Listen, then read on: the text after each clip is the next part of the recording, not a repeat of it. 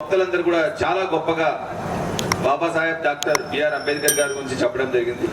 So ఆయన చదువును ఒక ఆయుధంగా మార్చుకొని కులవివక్షను అక్కడి నుంచి ఈ అంటరాంతరాన్ని పోరాడుతూ ఒక ఎంత గొప్పగా ఒక వ్యక్తి ఎదగొచ్చనే దాంతో ఒక గొప్ప ఎగ్జాంపుల్ సెట్ చేసిన వ్యక్తిలో డాక్టర్ బాబాసాహెబ్ అంబేద్కర్ గారు మనందరికీ ఒక స్ఫూర్తి.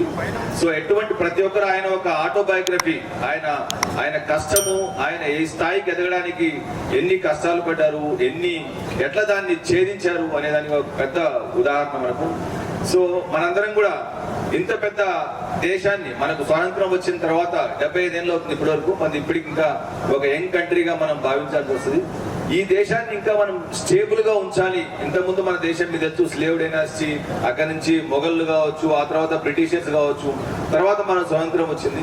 ఇది వచ్చిన తర్వాత ఇంకా భారతదేశం కొన్ని వందల సంవత్సరాలు, వేల సంవత్సరాలు ఒక గొప్ప దేశంగా ఉండాలి. దీని మీదకి ఎవరు దండయాత్ర చేయకూడదు, మనమే పవర్ఫుల్ అవ్వాలి అనుకుంటే దానికి ఒక గొప్ప ఫౌండేషన్ కావాలి. అటువంటి ఫౌండేషన్ నిర్మించిన వ్యక్తే డాక్టర్ బాబాసాహెబ్ అంబేద్కర్ గారు.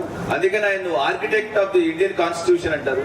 సో దాదాపు 2 సంవత్సరాల 17 నెలల 17 రోజులు శ్రమించి ఎంతో అంతర్మథనం చేసి చాలా మంది మేధావుల దగ్గర సలహాలు తీసుకుని అక్కడి నుంచి వేరే దేశాల రాజ్యాంగాలన్నీ కూడా పరిశీలించి ఒక గొప్ప రాజ్యాంగము మనకు సమర్పించడం జరిగింది.